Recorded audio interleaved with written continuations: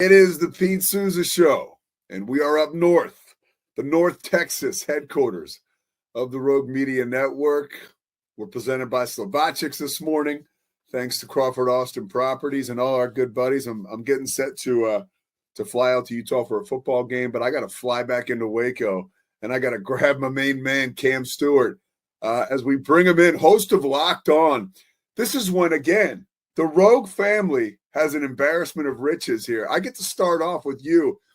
Am I the first human being you've talked to outside of Scotty as far as this game is concerned? Last night's buzzer beater, Baylor St. John's from the Bahamas? Yeah, outside of text and YouTube, you are the first human being I have spoken to about it out loud.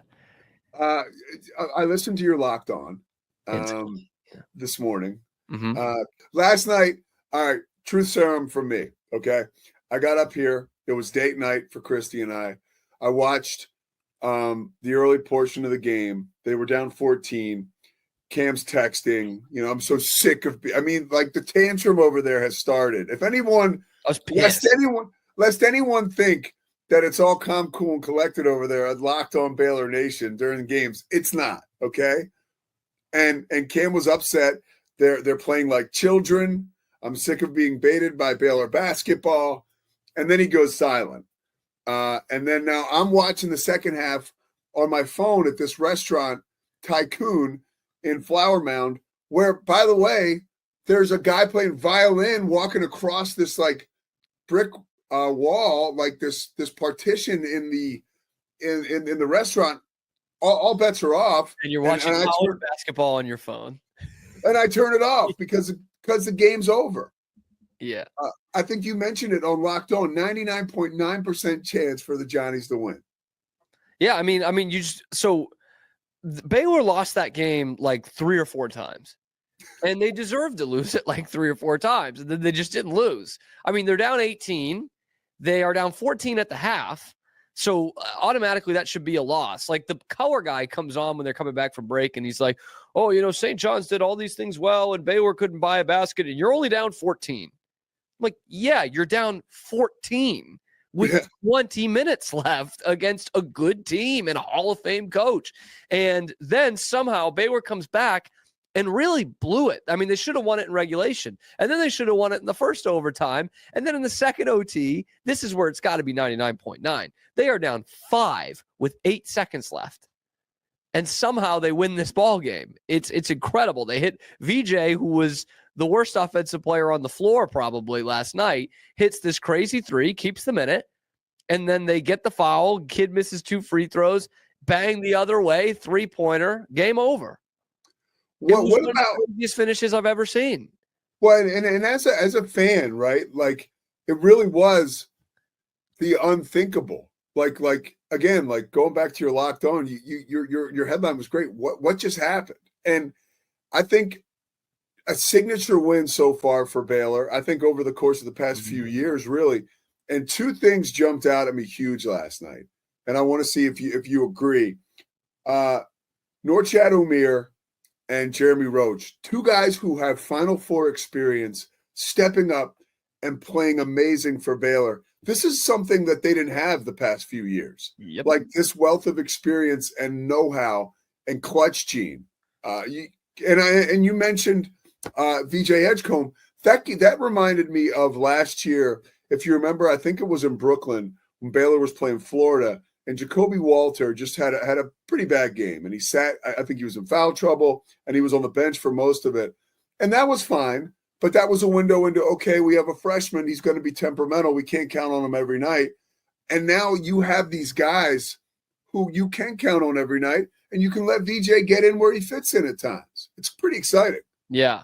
So I got this question on the Locked On Baylor postgame, which is something I was wondering during the game too. Part of the thing I told you about getting baited by Baylor basketball is like someone said, like, do they have this is a nice win tonight, but do they have that secret sauce where they can come away with multiple wins like this where they're not supposed to win? Because that's what championship teams do, right? And I said, look, I don't know, because it's November and I don't think we really find those things out till February, March, but they just showed it. Like, they just showed that they've got it for now. I mean, you just mentioned it. They brought in 2 guys in the transfer portal who have both played in the Final Four, who have played a lot of big basketball games. And Scott Drew was in this situation where I can't develop 3 years of chemistry in one off season, but I need to replace 4 starters. And so he goes out and he gets these guys who have played in big time games. Jeremy Roach has started like 100 games in his career. Okay, these guys have been through it. And again, have played in the Final Four and are all ACC talents. Your 2 leading scorers last night, Sharomir and Jeremy Roach. Your last play of the game, a Sharomir rebound off a missed free throw, pushing it up the court, and assist on the Jeremy Roach game-winning 3. Like, it's right there. It's there. This is why you went out and bought these guys. That's it right there. And I don't know if that carries over into March, but you now know that that's possible. Like, all the things we were saying in the offseason about trying to bring in that experience and that winning culture and that winning mentality through the transfer portal, it just showed itself last night. And again, a game that they should have lost. Cam, what was your they sure lost it 3 times, like you said at the top. What was your most pleasant surprise? Something that you're watching that game. I mean, look, I give you a hard time, but everybody's kind of like, man, this is a kick in the nuts. They're down 14 at half. It's another ranked opponent, so you kind of get in your head about that, like how good is Baylor? How good are they? What was your most pleasant surprise, though, throughout the course of that comeback? Oh, that's a good question, Pete. The most pleasant surprise for me was probably that they didn't change a lot from the first half to the second half. And what I mean by that is, like, I was freaking out in the first half because I was like, these guys can't play man defense. This is exactly what we saw against Gonzaga. And it was the same thing of, like, St. John's is playing harder than them. They're taking the game to them. Baylor's not responding. And in the second half, they continued to play man defense, and they just, like, played more physical. It just felt like they woke up. Like, you know what I mean? Like, they started being the aggressor. They started being the bully. And that's what really, I thought, turned this game around. And within that, Jalen Celestine, who we've talked about, has not had a great start to the season, but he's doing everything right. And the shots just weren't falling. The shots were falling in this game. And when Baylor was making the comeback, he fouls out in, I think, the first overtime. So he's not really there down the stretch, but he was coming up with big buckets when they needed it. And you look up and all of a sudden you see that they shot 52% from 3. Yeah. Which they were not going in early, terrible sight lines and all that. Both these teams shot over 50% from 3, and Celestine went 4 of 5 from beyond the arc. Those were big buckets to start gaining. Wasn't Rob Wright? Like, what was Rob? Rob Wright was absolutely getting you some big ones. He was 4 of 5 from 3 as well. Yeah. And 17 points, and was really giving them something when they had nothing offensively. The thing that worries me is that Baylor did, win by 1 at the buzzer, right? But they had 21 more field goal attempts than St. John's. That worries me, and it doesn't worry me, because there were plenty of games last year where they were getting out-rebounded, and the other team was getting 20 more field goal attempts, which I think is worse. But when you get 21 more field goal attempts and you shoot 52% from 3, you probably should be winning that game comfortably. You talk about field goal attempts, and a guy who made a lot of field goals was Sharomir. What skill set or what aspect of his skill set do you think is most beneficial to Baylor this year? I feel like he fills a lot of different holes for this roster. Yeah, I think the fact that he could, like, pull a semi truck is the best thing about Sharomir. Like, I'm telling you, man, this grit, and it's all these intangible things: the grit, the muscle, that which they needed down low. They have not had it since really Mark Vital. God love Flo Thamba and Yves Misi and, Sohan before he started playing point guard and all these guys. But this is the muscle that they have needed for years now. And again, there's still times in these games where I'm like, can anyone, like, everyone can box out Josh O. Like, we need Norchad in there just bullying people. And he is a guy who, on the flip side, I think about the grit a lot defensively and rebounding wise, but you can throw the ball to him in the block and it's going to be 2 points 9 times out of 10, because he can out physical everybody down there. And so that not only opens up easy looks for him, but is going to open up easy looks on offensive rebounds. So I think it's really his muscle and what he could do on the block that is so key for him. I know he talks about how he can do a little bit more offensively, and he was testing out that range early. I'd like him to test out the range in practice, if we're being honest. He was taking some threes early. He's taken a couple this year. They do not go down. He has not hit one this year. But he was 9 of 18 from the floor and 0 of 3 from three. So that goes to tell you, I mean, he is an inside low post guy, a walking double-double. It took 40 minutes, a full 40 from him to get to 10 rebounds, but 24 and 10 and doing a lot of grunt work. Well, where does Langston Love fit in for this team when he comes back? Like, was there any moment? He played last night. So how many minutes did he play? Again, see me on date night. Yeah, 16, and I don't know how much he even played in the second half. It was a lot of first half minutes. He must have played some because he played 16 minutes. But so what did he give the team? Well, on the box score, you're going to see, and it didn't give him a lot in terms of scoring because he didn't score. He went 0 of 3. But you look also at 3 rebounds and 4 assists. And what I saw from him out there was he was the only one playing physically in the first half. And as you've called plenty of his games, that's what he gives you. He's a guard that can play almost like a small forward. Like you can roll a 4-guard lineup out there with Langston Love is one of them. So I thought he gave them some actual ball movement that you see in the 4 assists, but he was not a guy who was going to go ISO, which he doesn't do when he's fully healthy anyway. So he's a guy who can give them so obviously switchability defensively, which they haven't had early in the season. And he is a ball mover. Remember Scott Drew used to say this about Dale Bonner. He's one of the best ball movers in the country. And it's like, what does that even mean? And what it really means is when your offense is going stagnant, he's going to do something. He's going to move around. He's going to find open guys. He's going to make sure that ball is popping out like Norman Dale likes to do. Pop it, potato. And well, they used to say, right, Carmelo was a ball stopper, right? Like guys like that, like they don't help the flow of the offense a lot of times because when they're not doing well, it all stops. It ends with them.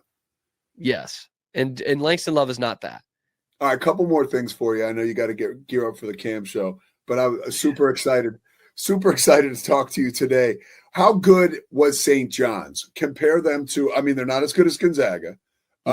But comparing them to Arkansas, you were at that game at American Airlines. You obviously watched this one blow by blow. How good St. John's?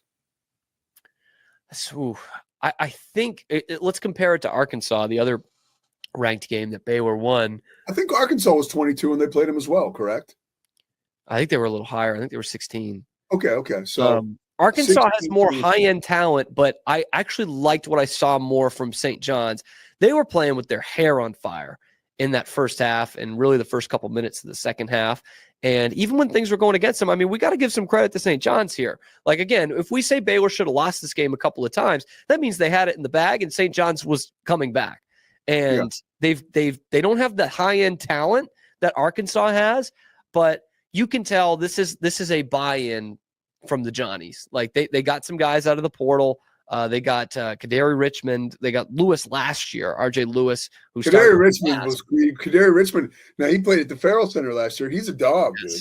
Yes. When he was at Seton Hall. And he had a good game in that game, if I remember correctly. Yeah, he did. And so I think there is a real like buy-in there and a care factor, as Dave Aranda likes to call it. I think this is a team that should be in the NCAA tournament, which they just narrowly missed out on last year. And all the pundits after the game were talking about it too. But they shoot 55% from the field and 58% from three. They should be winning that game. So to me, that says in a game in November that it's little things. And you can work on that. This is a talented team that works their ass off, which, you know, the great Pitino teams do. And they felt they got jobbed at the end. Pitino was calling it all unethical, which I find. Well, what was that? So he said the stoppage of play was unethical because they iced his free throw shooter. Yeah.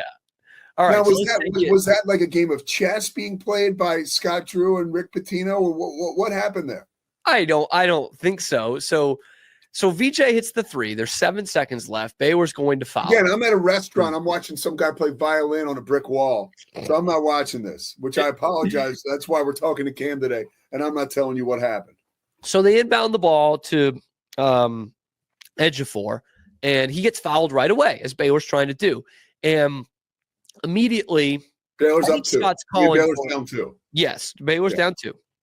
I think Scott's calling for it, but the officials go to the monitor because there's a bit of an elbow there.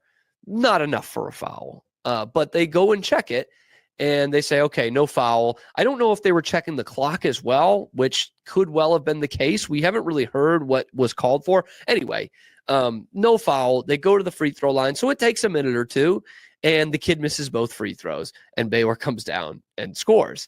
Now, my point about this was, first off, I mean, Rick Pitino calling anyone or anything unethical is hilarious to me. Like, that's too good, right?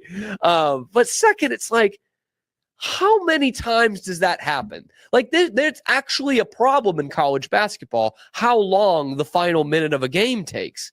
Like, this happens all the time. They review everything. Yeah. Like, to think that this is here's how we're going to ice this kid from the free throw. I think that I just don't buy that. All of a sudden, yeah, he's got this big issue. Yeah, I just I'm like, really, Rick? Like, that's, and by the way, Pitino can have another gripe with the officiating or how the clock went at the end of this game that is much more legit than that. I didn't see this video until this morning, but they don't, like, the clock does not start for like at least a half a second after the ball is touched, because I think they're waiting for possession. It gets tipped around a little bit after the rebound and the missed free throw, and the clock should be running as soon as it's touched. Yeah, and you don't think they run Welcome to the Bahamas, baby. But like, yeah, I mean, that's obviously not on Baylor, but like, if you're going to complain about something, Rick, that's what you got to do. But he's complaining about that trip to the monitor in particular, which means not only is he going after the refs, that's a little backhanded at Scott Drew right there. Well, I mean, that's my last question for you, because Scotty's giving me the high sign. We got to get you onto your show. But chess match, coach versus coach. Mm-hmm. Who won the battle last night? Was there a specific moment where you said, wow, that's a great job by Scott Drew against a legend like Pitino, or vice versa? Anything that stuck out? It was a really good back and forth.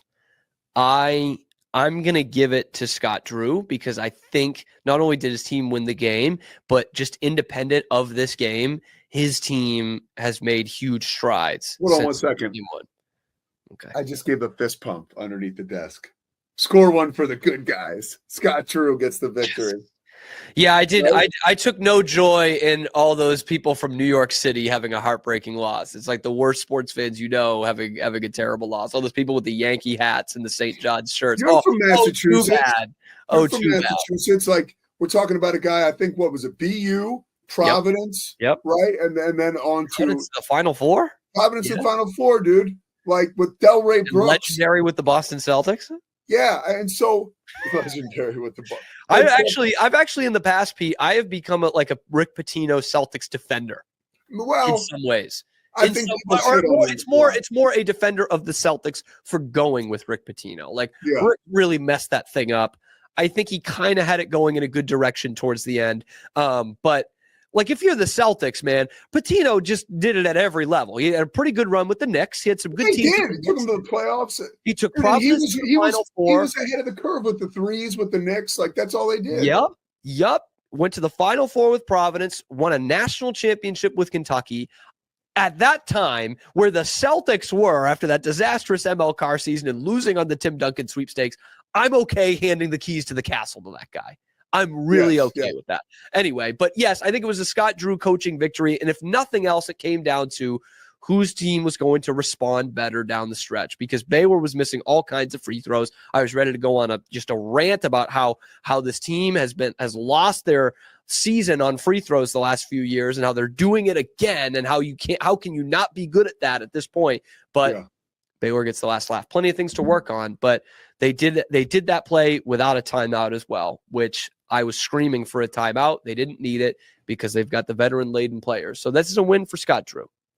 All right, Cam Stewart, you can catch him later on today. with my main man, Matt Mosley, the Cam Show, 11 a.m. Central Time on the Rogue Media Network.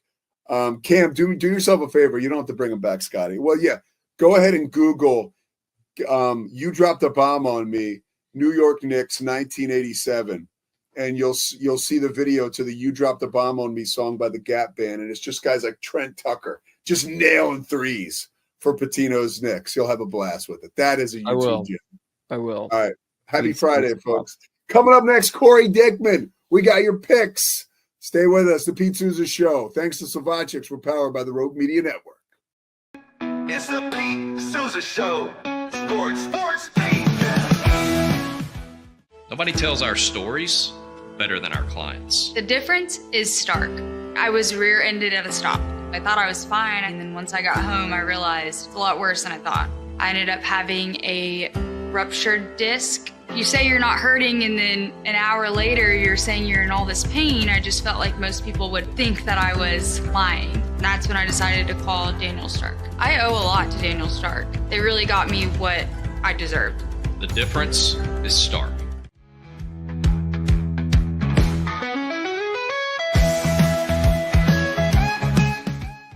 We definitely love our relationship and love Extraco. It's been an amazing experience. They made the PPP process easier. They were reaching out to me saying, what can I do to help you? That made a huge difference because my stress level, when we shut down, to afterwards was night and day. Our experience with Extraco has been phenomenal since the very beginning, so we love Extraco.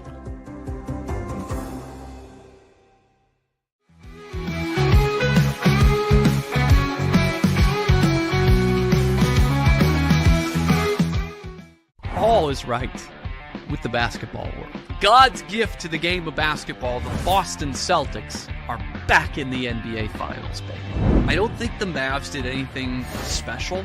They played well enough to win and win pretty good. You know what I mean? Yeah. I thought the Celtics didn't show up to play at all, and maybe if they showed some fight in the second half, they would have lost by 15 or so. Is he in the Red Sox Team Hall of Fame? He is also in the Red Sox Hall of Fame. Something about this guy being in the Team Hall of Fame. Yeah, I did. So, deserved it, man. Which seems like it fit. Sports. It's that time. The Pete Sousa Show. Corey Dickman is back. Corey, let's go into the accountability room. I mean, it's not. I just wanted to start talking about this week's upcoming games. I guess we have to go back into the accountability room. Yes, we do. Are we just going to call it that now? It's the accountability room? The accountability room. All right. I got the accountability room. But before we go into the accountability room, I need to give you, take you into a glimpse of what happened to me after the weekend. Scotty, can you play the clip? This is me. In the clip. A meeting with the guys way out in the sticks. I didn't want my brother to get fucked around. I mean, what's right is right. They don't give a fuck about. Oh, my back still hurts. Do you know? Yeah. So hold on. So whoever looked that up, you must have been on the Rogue Sports or something. So I was doing stuff for my show. And I was like, when the hell did I watch this Nicky Santoro get thrown in a ditch video? Nicky, a made man, and him and his brother. Yes, that was toast, man. Toast, dude. He takes him out to the cornfield and toast at Casino. One of my favorite movies. That scene it just is the first thing I thought of. Now, it wasn't as bad. Nicky was breaking some rules being in the mafia. Oh yeah.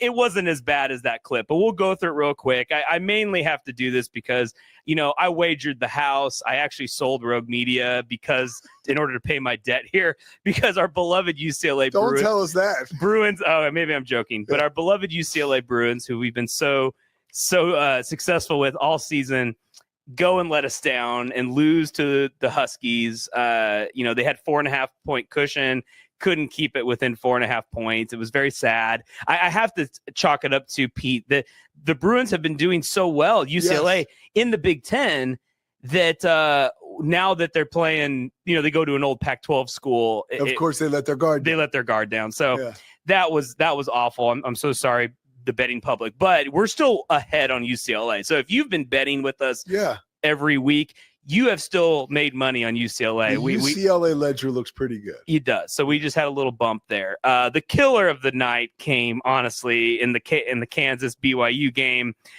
I could just hear Pete. I could see him like questioning my BYU minus 2.5 points selection. I watched that game. It was a tough beat. It was a tough beat, man. Right before halftime, BYU throws an interception that would have taken that to 17-10 game. They were, elite, worst case 13-10, right? They were in the red zone. And then the way the game ends is just, again, they can score a touchdown. They're down, right? 14-10. 14-10. 14-10. Yeah. Touchdown puts them up by the 3 points, which is what we needed. They're at the Kansas 15, first and 10 at the 15. End up just can't convert. They turn over on downs. The guy goes offsides on 4. Yeah. 17-13 was the score. I'm sorry. But they still would have gone up by 4 if they scored the touchdown. They're not undefeated anymore. It's really sad. I have to think BYU's used up so much juice the week before against Utah that they had nothing left for Kansas. The juju is gone. The juju was gone. So we lost those 2. But, we did squeak out a dub, Pete, by the thinnest of margins. Now, there's going to be some debate here. So Tennessee, Georgia, we had over 47.5. Now, when the show started, Pete was throwing out 48, which it did shift to 0.5 point. But by the time kickoff hit, it actually went down to 46.5. So if you heard it when we heard it, you had it at 47.5. If you waited, you had it at 46.5. We're counting it as a win here on our show. So 1-2 is our record in college, which has been one of our worst records in the last probably 6 weeks here. We've been pretty much 2-1 or better in college football. It's all about the body of work. All right. So what do we got NFL? NFL, Cam Stewart, I sent him a really nasty note. I knew you were in trouble. His Patriots let me down. But again, they were there, which is the point of this. When we have our losses, if they're close losses, we're on the right track, right? So the Rams win by 6. Pats were plus 4.5. They did some weird thing. Jared Mayo, I don't know the guy, so I don't want to say too much, but I don't think he's a good head coach. I don't think he understands a lot of the nuances. Of the game. Yeah. I was going to say math, but that sounds terrible to say. But like he should have kicked the extra point instead of going for 2. He missed it, so then it put the Patriots down 9, which was really weird. Yes. Then they end up going down. They kick a field goal, which cuts it to 6. But if they had just kicked the extra point, they would have probably just gone for the touchdown and the 2-point conversion, which would have covered us at 4.5. So it was just weird. And then they did have a drive at the end of the game. Never really got anywhere. And Drake May threw an interception, and that ended it. But like an odd game, I will say. Odd game. So we lose that one, which is unfortunate. But the wins are huge, Pete. We said Broncos minus 2.5. They blew out Atlanta like 38-6. Yeah. It was a destruction.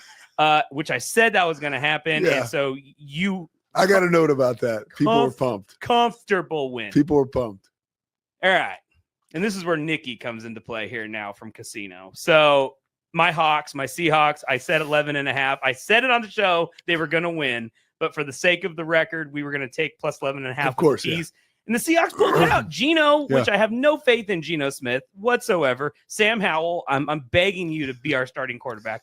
But Geno comes in, game-winning drive against the 49ers. We win by 3. So 11.5 points. Way didn't even need that many.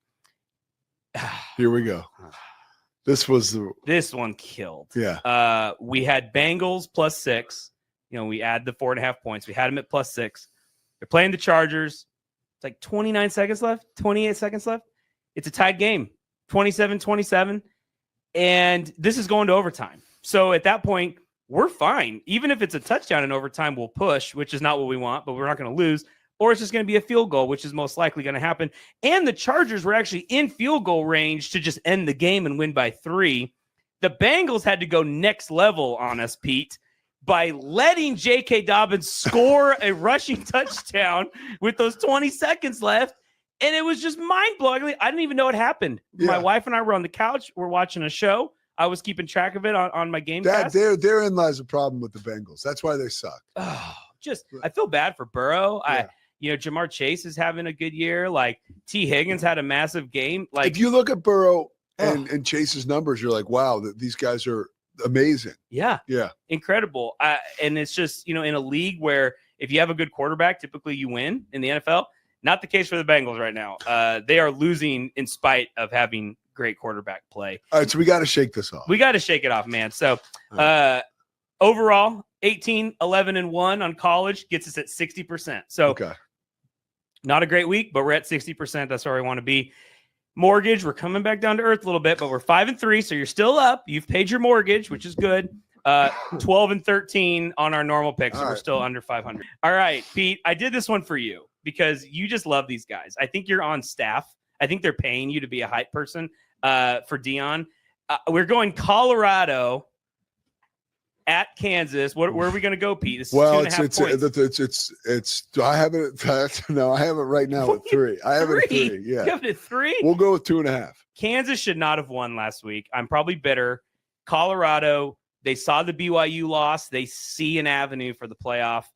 They're going to win this game. I have it at 2.5. Pete has it at 3. Give me Colorado at Kansas, which does Kansas have a home field advantage there in Lawrence? No, because they're playing it at Arrowhead Stadium. Oh, this is at Arrowhead. Which lends itself to what you're saying because Colorado has a bit of a national brand now, or they do. Yeah. So there'll be folks from all over the country flying into Kansas City and going to the game, or that live in that area driving to it. All of that Kansas City juju because the Chiefs play at Carolina. They don't have a home game. So this is Kansas City has a crazy football fan base. They're all going to go to this game, and they're probably going to be 80% of the fans rooting for Colorado. Yeah. Even though it's in Kansas, it's going to be a Colorado stadium. This is that's huge. Huge. This is not a basketball game. This is a football game. So give me Colorado minus 2.5. Is what I have it at. I like that one a lot. All right, this team.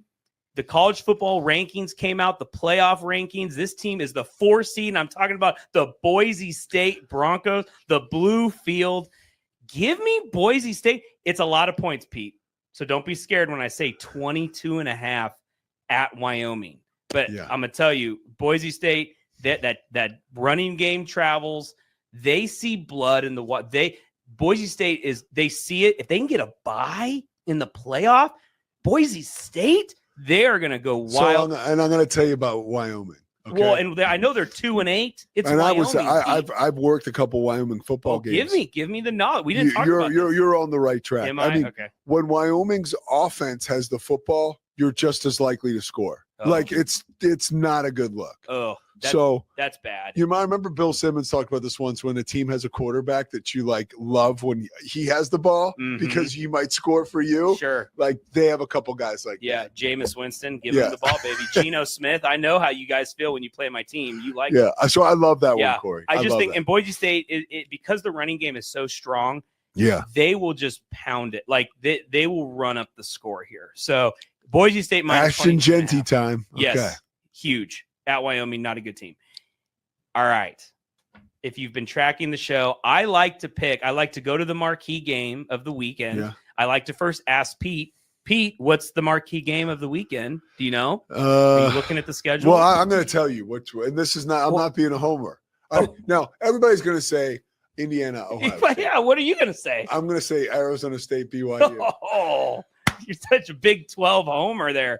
But I can't wait to see that Arizona State game. Go ahead. I did not go Arizona State, BYU. Yeah, it's Indiana at Ohio State. Okay. I mean, 5-2 at the big house. Not the big house, at the Horseshoe. Not sorry, Ohio State fan, not the big house. The over-under is 51.5. Now, Scotty has a good read on Indiana. I don't have as good a read on Indiana as Scotty does. But I think this is going to be a defensive game. And I know you look at both. Last week, 20-15, Indiana squeaked out that win in Michigan. I understand Michigan is not Ohio State. Yeah. But even Oregon, Ohio State got up to 32-31. So it was 63 points with some shenanigans there at the end. 51.5. Indiana is not Oregon. And I think they'll get this down to a more Big Ten, late November kind of game. Okay. So I took under 51.5 on this game. I think it'll be close. I like that. The spread is 11.5. It's a big spread. Indiana is an underdog by 11.5 points. I was tempted to go there. I just don't know if Indiana maybe is ready to win a game like this. Yeah. So, but I feel like less points. So under 51.5. That's I like that a lot. The defensive battle here at the Indiana hasn't played anybody all year. No, they haven't. It's so hard to look back at Indiana's schedule and be like, okay, how do you compare? It's nothing, man. No. It's really poor. But they have now a big chance here to cement themselves as a good team. Okay. All right, you ready for the big boys now? Ready for the big boys? We're going to Sunday? I'm ready. All right. We're riding the hot hand here. I'm sorry. I'm a homer. I'm going with it. Seahawks plus 1.5. We're being disrespected right now. And I guarantee you that's what McDonald's telling the whole locker room right now. First-year coach. He's a Baltimore guy. Yeah. He's going to every single guy being like, Kyler freaking Murray is favored coming into Seattle? Yeah. That is disrespectful. Plus 1.5 Seahawks. Give me Seahawks plus 1.5. If you want to alt bet that and get the Seahawks at minus 2.5, get some of the juice. Like, go for it. I think you do that. Cardinals are pretty good this year. Cardinals they're sneaky. They're sneaky good. They're a weird team. They've had a week off. I get it, but Seahawks cruise, baby. We finally beat the Niners. Like the monkey off the back, and I think Kenneth Walker, DK Metcalf, JSN, the defense, we're rolling, baby. In spite of Geno. And I know Geno's listening to this. Take it easy on Geno. Geno, man. you're done. Sam Howell. 11 touchdowns, 11 interceptions. All right, next one. Geno. Then you're not even talking about the strip fumbles. No, but I'm said that 7 of them. All right. Tampa, you had a bye week. Okay, Mike Evans, he's feeling good. Chris Godwin, I wish you were coming back, but you're not. They are going to the New York Giants, Pete, and guess who? Wrapping it all the way back to our clip. DeVito, the Mafia. Vito's in, baby. Tommy, he's the quarterback. Not gonna happen. That was a fun shtick last year. Who was the agent? Remember? Oh my God. He went to school. I forget the guy's name. Man, he went to school with Todd McShay. He was from Swampscott, Massachusetts. Dude, yeah. I think his dad was in Casino. I think they casted him. But the Bucks minus 5.5. They're going to cruise here. Yeah, I agree. I think the Giants are awful. Giants are awful. Yeah. They played in Germany last weekend, so or last time we saw them, they were in Germany. So, but last time we saw them, they've been on a milk carton all year. They've been in a milk carton. Where are they? They're terrible. Who can you name now? The quarterback's up there. The Bucks. I understand they've been up and down too, but they had a week off to get a little healthy. They're coming in minus 5.5. All right, I like that one too. All right, final one. The mortgage. Oh boy. Woo! Don't come after me, Mafia. Okay, we're gonna be good here. All right. Got to keep your bank card in your pocket. Keep it in the pocket. Okay. There's the surest bet of the weekend, Pete, is the Kansas City Chiefs. They lose last week, their first loss of the season. They got the monkey off their back. There's pressure when you're stride for stride with Dan Ingham on this one. Am I really? Yeah, that's the other game we're teasing this down. So remember, our 2-team teasers, our mortgage. Yeah. They're minus 10.5. We're getting it down to 5.5, just in case there's any weird little thingies that could go wrong here. Give me Kansas City at minus 5.5 against the Carolina Panthers. Panthers had a nice little win last time out. Yes. Not going to happen here against the Chiefs. And then the second game we're going to pair it with. I'm sorry, Pete. I'm not saying this team's going to win. I'm not saying they're going to win. Come on, dude. Your Eagles look really good right now. They do. Saquon Barkley that's the free agent signing of the offseason here. He's killing it. I can't wait to hear Collinsworth explode on himself. Mike, Saquon Barkley. Look how good he is. just did a cartwheel and he has the ball still. Well, Collinsworth's also going to say, Cooper Kupp is so good because the Rams plus 7.5. Give me them at plus 7. They're underdogs at 2.5. Oh, Corey. Get the 5 points. They can lose this game by a touchdown. Cooper's playing well. Puka's still in. Kyron Williams, Matthew Stafford. The core of the offense is there.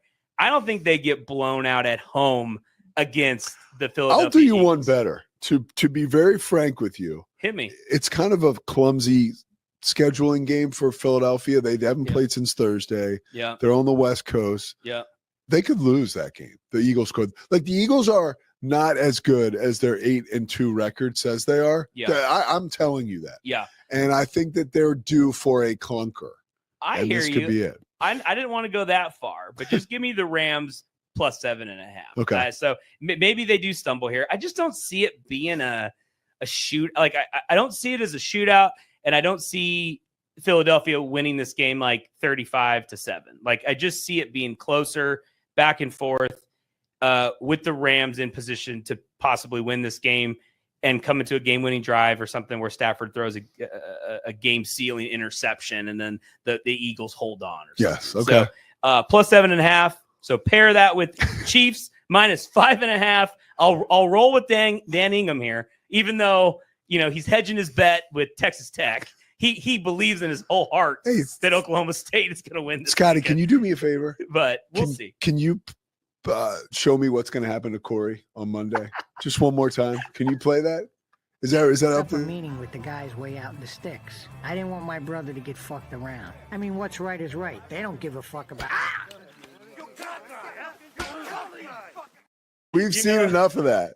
All right. Enough. Hey, I cut that clip short for Scotty because it gets way worse. Dude, it gets so gross. Thank gross. God. I was thinking that. I was like, we're gonna watch this whole thing. Yeah. Right. That's why when I saw that pop up on my recently watched, I was like, I know I didn't watch that. I'm terrified of that video. I love it. That's it, Pete. Here Corey we go. Dickman, all in bets, accountability on Monday. We thank you for stopping by. We're gonna have a sponsor next week, which we'll reveal on next Friday. Thank you very much, Corey. No problem, Pete. Thanks for having me. It's the Pete Sousa Show. Sports, Pete. Nobody tells our stories better than our clients. The difference is stark. I was rear-ended at a stop. I thought I was fine, and then once I got home, I realized it's a lot worse than I thought. I ended up having a ruptured disc. You say you're not hurting, and then an hour later, you're saying you're in all this pain. I just felt like most people would think that I was lying. And that's when I decided to call Daniel Stark. I owe a lot to Daniel Stark. They really got me what I deserved. The difference is stark. We definitely love our relationship and love Extraco. It's been an amazing experience. They made the PPP process easier. They were reaching out to me saying, what can I do to help you?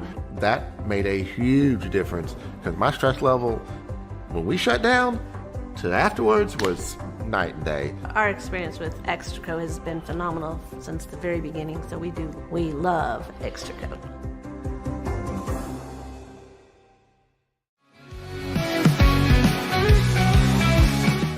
I mean, yeah, a new coach comes in, they're going to turn the roster. I think that's just we've got all these transfer portal stats and what Dion did and what Fritz has done. I mean, that's the deal, man. That's the game that's being played nowadays. Maybe a little bit unknown at quarterback. I mean, unknown to the rest of the world, but he dove into the portal and got a guy who is super, super athletic.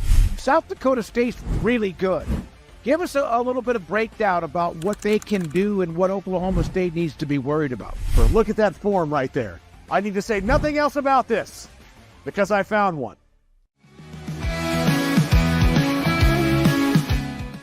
It is Matt Mosley, and it's the Obstructed View podcast, Rogue Media Network. I think they're learning that there's really no wonderful view of me. See, I feel like they think this feed's going to be really wonderful. There must have been, no BS, like 20 scouts, 15 to 20 NBA scouts there to see him, and he was top 5. When your old number wasn't working, I went through various channels to track you down. So unfortunately, you can never get away from me. But I'm happy. I'm happy to have you today. Nah, thanks for having me. And we always family, no matter where I'm at. All is right with the basketball world. God's gift to the game of basketball, the Boston Celtics are back in the NBA Finals, baby. I don't think the Mavs did anything special. They played well enough to win and win pretty good. You know what I mean? Yeah. I thought the Celtics didn't show up to play at all, and maybe if they showed some fight in the second half, they would have lost by 15 or so. Is he in the Red Sox Team Hall of Fame? He is also in the Red Sox Hall of Fame. Something about this guy being in the Team Hall of Fame. Yeah, it did. So, deserved it, man. Which seems like it fit. Welcome to a special edition of the Doomsday Podcast. Look at this. We got one of the great golfers in the world, certainly one of the great pass rushers in NFL history. But he also had a vision for you. And so it was like you had the best of both worlds, right? You had somebody on you early, and then you had somebody who was maybe more relaxed. What were a couple of your biggest takeaways? The person you referred to that I spoke with, I've spoken to some personnel people and general management in the league to get some, independent, objective assessments of the players the Cowboys picked, and we'll go through that. Has the general manager changed at all in the draft room? Nope, it's been the same since I was here the last time.